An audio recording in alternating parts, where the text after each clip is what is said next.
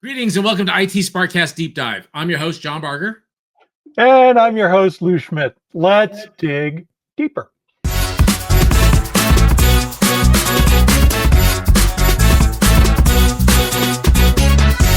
IT SPARCast Deep Dive is a venture into topics that we feel are important, with insights, opinions, and a little sarcasm from two experts, each with over 20 years experience working in IT or for IT vendors.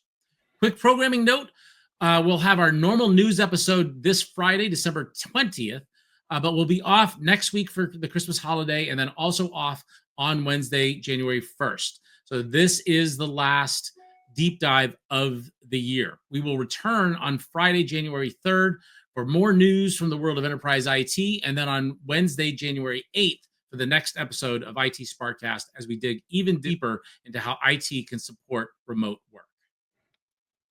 And remote work is a topic we care very much about. Obviously, there's been a huge amount of controversy about return to office.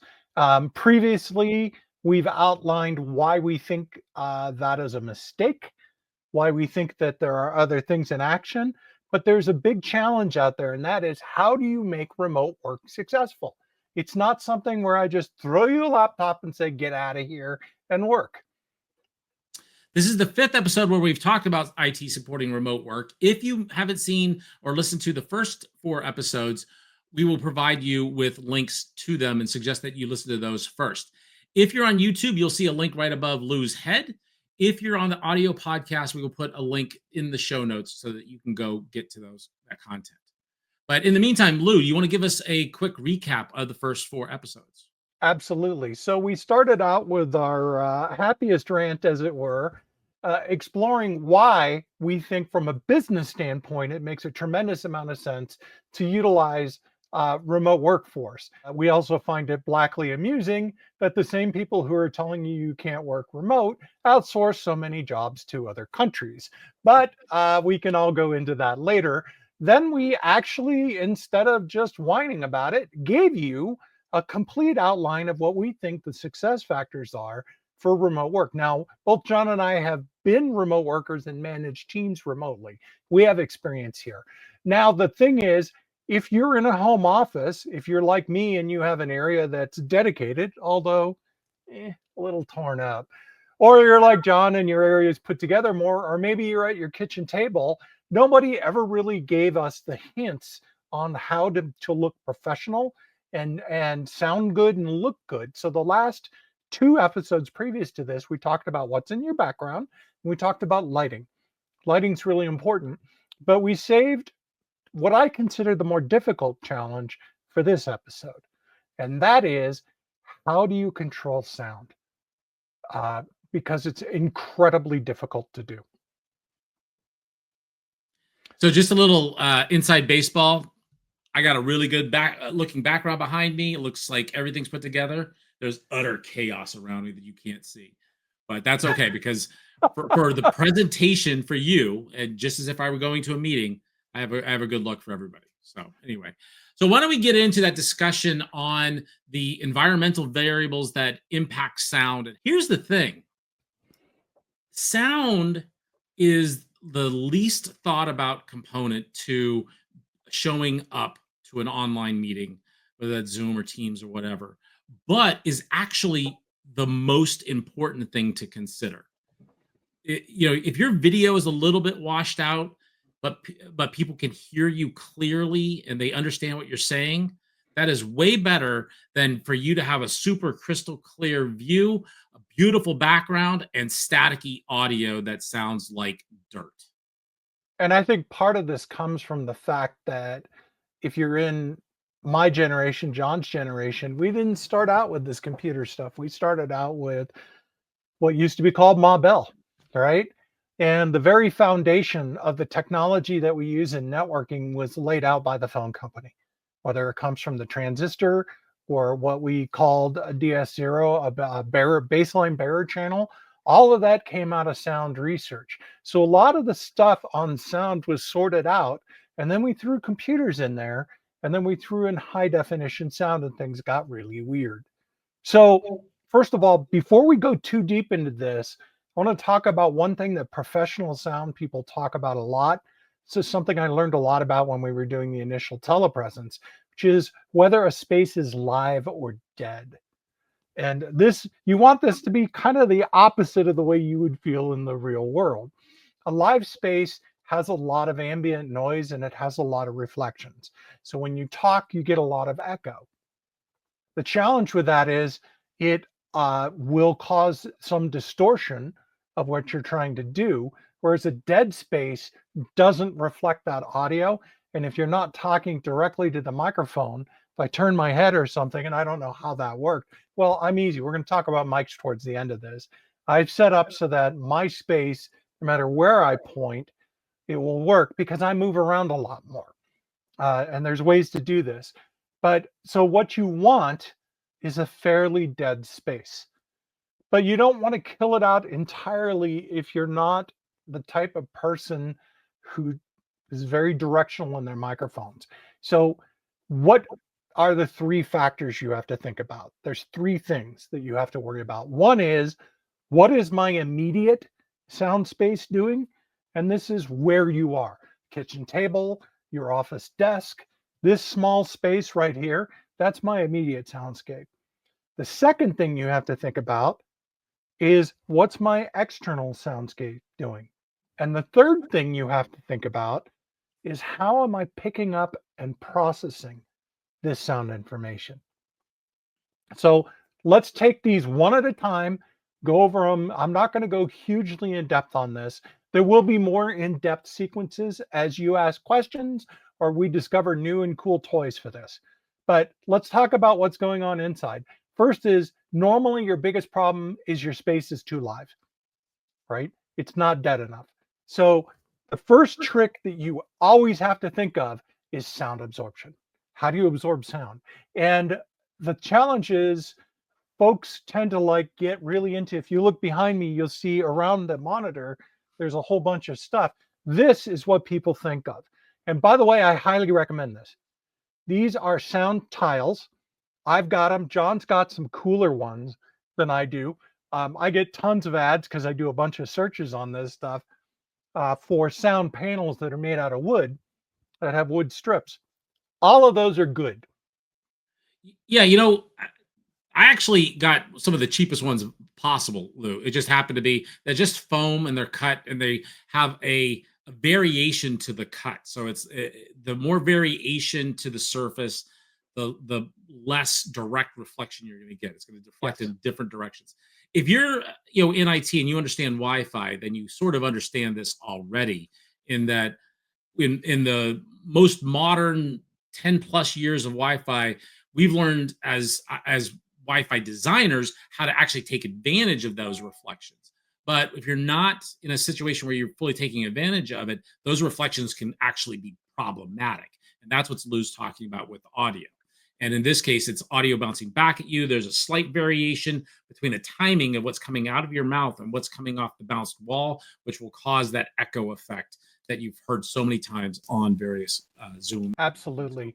And the thing is, if you're thinking about this in terms of Wi-Fi, we use something called orthogonal frequency division multiplexing.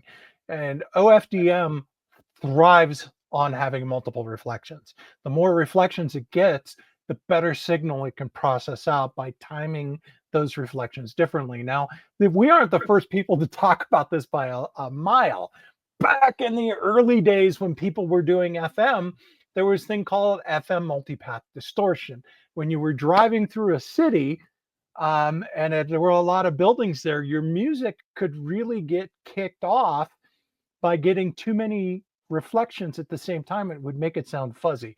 The same thing happens. So what you're looking for in audio is these ridges, or the fact that these are not flat, predictable surfaces. These ridges absorb sound. Now, you could hear me because of the way I'm picking up the sound, but you don't want parallel walls. Unfortunately, you don't have much control over that in your office. If you're building a dedicated audio room, a lot of folks who are really into hi-fi will deliberately build a room that's subtly asymmetric for this reason, to get rid of the reflections. But let's say you're at your kitchen table. What do you do then? Well, one of the obvious things, first of all, you may not think of this. Rugs are really good at absorbing sound. rugs that have, especially rugs that have padding over them.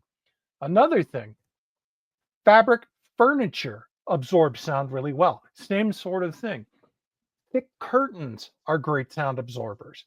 But if you're in a situation where you can't put up the sound stuff like we do, one tip you might want to try, get a big piece of cardboard, bend it twice, put those sound things on it, put it around your laptop.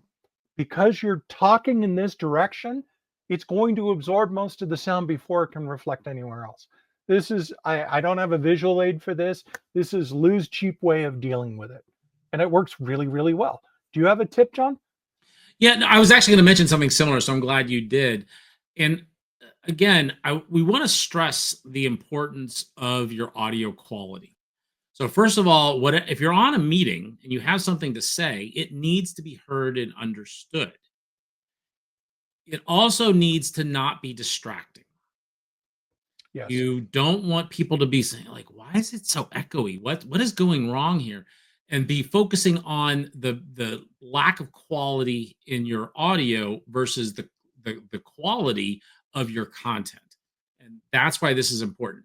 And again, going back to what I said earlier, so many people disregard their microphone and their soundscape compared to their video quality or their presentation. Again, I'd rather you have video off or have dirty dishes in the background than to have poor audio.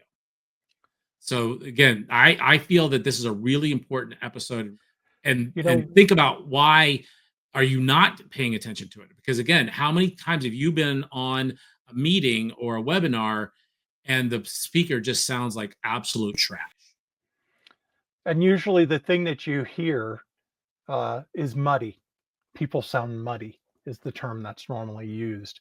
Another tip that we were talking on the last episode, we talked about light, controlling light, and sometimes how you might want to cover a window to reduce the amount of light transmission or to eliminate it entirely. Here's a sneaky trick you may not have thought of. You got a comforter for your bed, pin it up on either side of that window. It's also going to absorb the sound. And that's really good.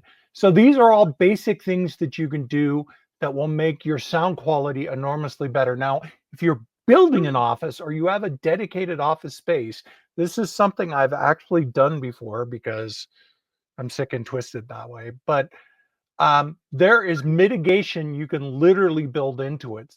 We talked a little bit about making surfaces not parallel. Often when you're building, that's difficult to do. You have to be fairly into this stuff to want to do that. If you're having somebody do it for you, it's going to cost a lot more. I am the warranty, so I do this stuff myself. Instead of making asymmetrical walls, I did two things, or I did three things. One is I insulated every internal wall. Sound transmission throughout your house. This impacts not only your soundscape, but your external soundscape, right? What do you do when you have big trucks driving by your house? Right? This is where you really have to, one, add internal sound absorption to your immediate environment, and two, you have to start looking at mitigating things on the outside. If you're in a rental unit, that can be a real challenge, right? So it's mostly going to be the internal stuff. If you're in a rental unit and there's some, believe it or not, landscaping helps a lot, which is why you'll see sound walls and sound landscaping around highways. But the other thing, if you own the space and you're building it on an office, insulate every wall. And when you do it, use something called rock wool. Rock wool, actually, it's mineral wool. Fiberglass works, by the way. You can use fiberglass. And I have exposed blown in fiberglass right here. And this room is now pretty dang dead. Okay. And just to be clear, that's yes, wool, WOOL, rock wool. Wool, yes. And that is if you go to your local home store in North America or in Canada, it is really commonly sold as rock wool, and they have versions that actually say sound insulation on them. Even though the regular one does fairly well too. It's basically spun minerals, it's spun rock, and it works really well. The other thing you can do, there's another thing that I've used is some people layer up multiple levels of sheetrock. There's a product called Quiet Rock that I've used. Quiet Rock is ridiculously good. It's heavy as heck though, but it will insulate to the tune of 5 sheets of 2-inch, or I'm sorry, half-inch sheetrock. It's really impressive. I used it in the room between what was my son's room and the master bedroom. We could not hear him. The other thing you could do is offset your joisting a little bit so that vibrations aren't transmitted directly to what your wall is. So you have a lot of control over the interior if you own the space, but if you don't own the space, you have to do the more mobile things. What do you do about external noise? If you own the space, at this point, if you're not putting in double windows, I've got to look at you and say, obviously you live in the tropics. You live in a place where energy doesn't matter. Heat and cold don't matter. But double pane windows do insulate sound really well. So sealing around everything you do for thermals makes the sound better. But what if that doesn't work? Well, now you have to think about software. Software is the best way. If you have no control over this environment, software is your go-to, right? And I think there's 3 classes of software you have to look at. There's the software that comes with the meeting technology you're using, whether it's Zoom or Teams or StreamYard, which we're using. All of these tools come with echo cancellation and noise muting. And they work somewhat, not so bad, usually. The problem is these folks have to cover a lot of different use cases. And so the other thing you can do is there's external noise reduction programs available. Sometimes they're free, sometimes they're a subscription. The one that I have personal experience with, thanks to this guy over here, it's called Crisp. It starts with a K. Now, our experience with that, John, how did you feel about it? You're the one who turned me on to this thing. Yeah, so it uses AI, and this is before ChatGPT and all that came out as the AI engine. We started using this 4 or 5 years ago, I think, right just in the middle of the lockdowns. We started using it, and it did a really good job of picking out sounds that you like, unexpected sounds, and muting them out. I would do a demo for people where I would take my hands and I would clap them really hard right in front of the microphone, and you wouldn't hear it. And so it does a really good job with that. Now, what I found was that as I upgraded my system and had better microphones and better tools, better software, then Crisp started fighting with the other tools, and I would see double cancellations and I would see dropouts in audio when I didn't need them, because there was a contention for who's going to do the job. And basically, you have 2 systems or 3 systems doing the job when you really only need one, and then that caused artifacts. But if you are running on an older, less sophisticated laptop and you're using the internal mic, especially like if you're on the road, Crisp is a great option. If you're in a situation like I'm in now, where I'm using an external pro mic with software built in both to the mic and to the client that we're using for broadcast, then Crisp is not going to be your best friend. But it is cheap, relatively speaking. It's a good way to remove out those unwanted, dog barking, kids screaming, hands clapping, clanking your glass as you take a sip of water and things like that. It's great for that kind of stuff. I got to tell you, if you're an IT provider, this is something to look at licensing for all your laptops. The problem that I had during the lockdown was that the last house I had was on sort of a really steep road that came up and around the house, and people were building. So we had a lot of big trucks going up this road. And obviously, when you take a truck full of concrete or gravel or construction material, they're going to fight to go up that hill. And the slope was really quite extreme. So when I enabled the Crisp to manage the noise, it became a non-issue. But that is something, they're not the only one out there. I've heard of like Noise Remover and Noise Gator. If you do a search, we may go into this and just do a comparison of all these at a later date. I want to let it marinate a little more because more and more folks are doing this. You know, Lou, But I want to interrupt you there. I think that's a good idea. And I want to take it to you, our listeners. Do you think that we should do an episode, maybe a short episode on, 3 or 4 or 5 different tools for improving your audio? And we could actually run through more scientific tests. We could have, the same repeatable sound, a clap, a kid crying, a dog barking, construction noise in the background that's repeatable, and try it across all these different systems. I think that would be kind of fun to do. So if it's something that you're interested in us doing for you and providing, send us email at feedback@itsparkcast.com, or send us a note either on YouTube or on X at itsparkcast. it would be freaking hilarious to do this because I started my tech career in the military, in the Air Force, fixing comm gear, and I did a lot of audio testing. So I really know how to do this. So when we talk about software, let's talk about the sort of the hidden software here, which can be massively advantageous or a huge pain in your tuchus. And that is the software that came with this. Right? Now, I'm not using this. We're going to talk about this in a second. But every microphone you buy these days that's digital comes with software. John, what's your experience been with that? So you know what? So I'm using the Blue Yeti. Blue Yeti was purchased by Logitech a few years ago, and they integrated it into their G Hub software. And I have a love-hate relationship with G Hub. From the microphone standpoint, I've actually found it to be really good and stable and work really, really well. Although I did have a problem earlier today where I had to reboot my laptop because the G Hub software didn't recognize my mic and asked me to unplug and plug my mic in several times. Once I rebooted, that problem went away. Now, I have a lot of problems with G Hub on my camera. So I have a Logitech 4K Brio camera, uses the same software for tuning it, and it's been a nightmare over the last month and a half of it just changing settings on me while in the middle of a session.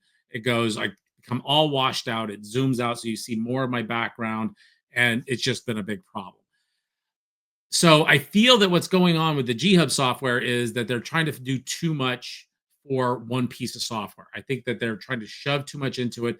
We talked about this in the past with other software, whether that's Windows or the Mac OS or any other tool, where they're just trying to make it everything and do all of it in one setting. And that's just always going to cause more problems, more bugs, and because of the complexity. Yeah. That being said, you test it out, see what works for you. I'm probably, before our next recording, going to uninstall and reinstall G Hub, and hopefully that'll fix my issues I've been having.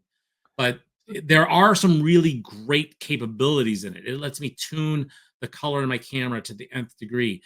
It's got great software for putting DS, meaning remove hiss, remove certain frequencies, change my voice tone just a little bit. I'm in what's called broadcaster mode, so it gives me a little bit more of a broadcaster sound. Might remove, if you're a nasal speaker, might remove some of that for you. So there's a lot of great pieces in there. You just got to make sure that it's working at the time. But there's a challenge with that. One is they might try to make the advantage to the software is they know exactly what's going on in this thing.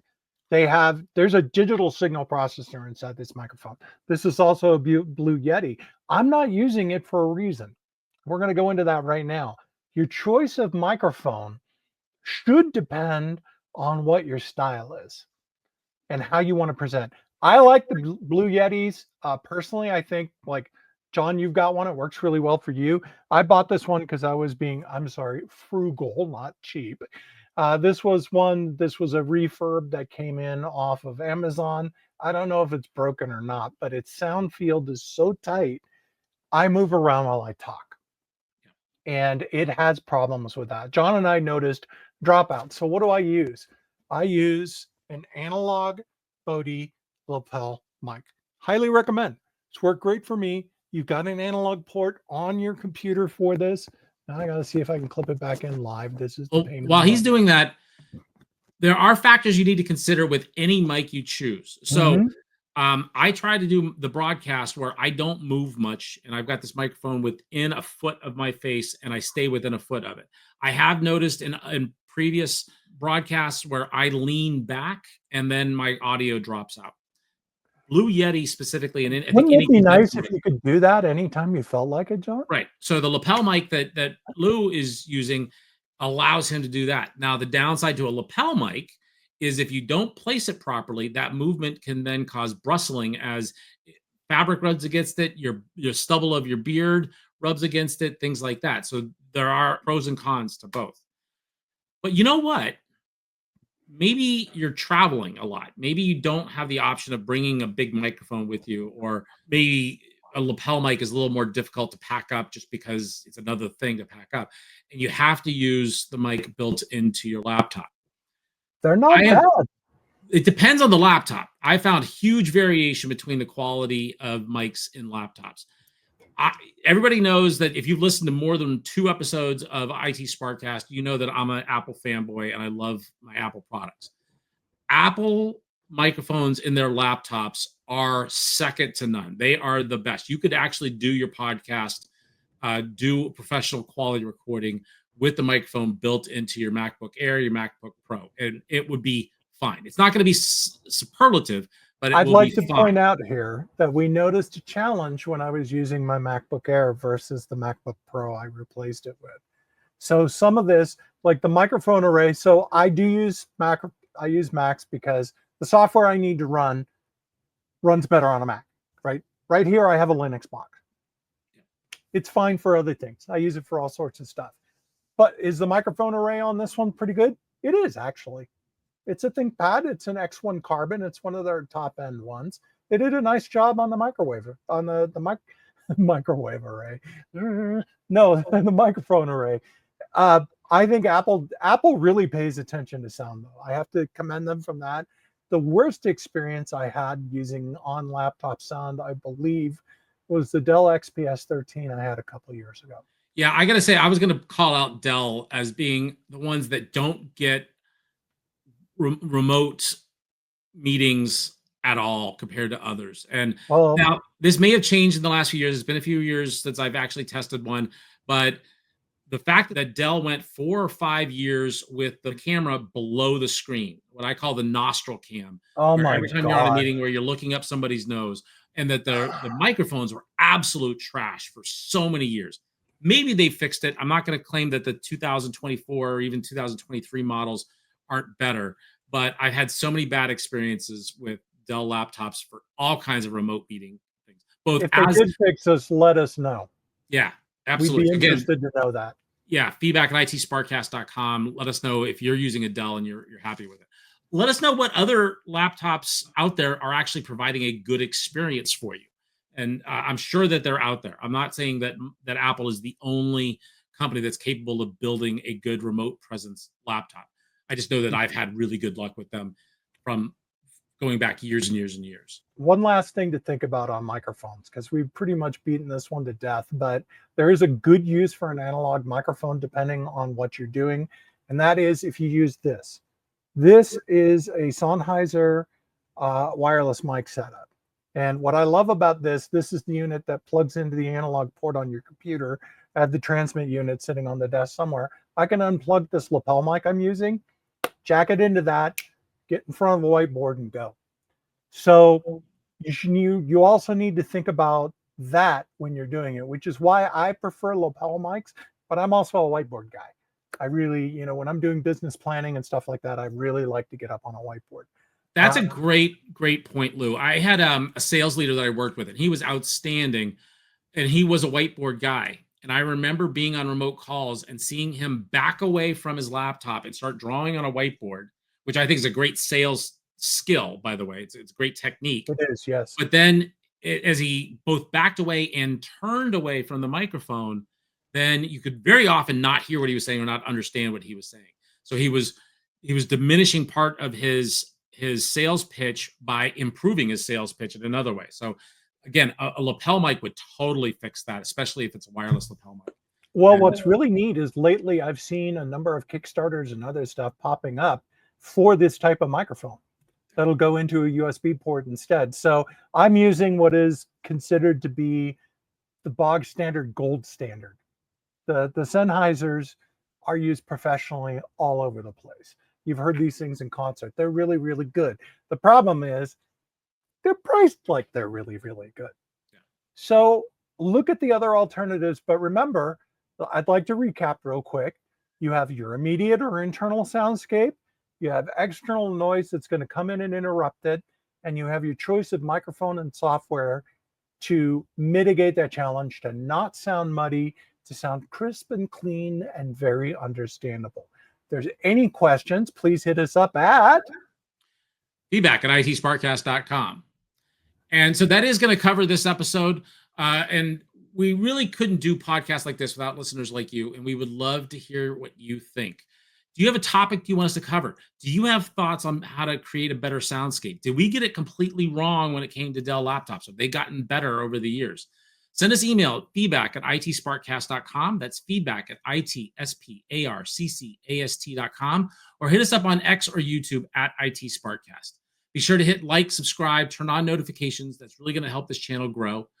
We're going to be back on Friday for more news and opinions from the world of enterprise IT. But as I mentioned earlier, we're going to be off next week for the Christmas holiday, and then the following week for New Year's. We'll be back on January 3rd, Friday, for more news and opinions, and then come back on January 8th for the next episode of IT Sparkcast Deep Dive, where we talk about remote work. Thank you. Absolutely. Thank you.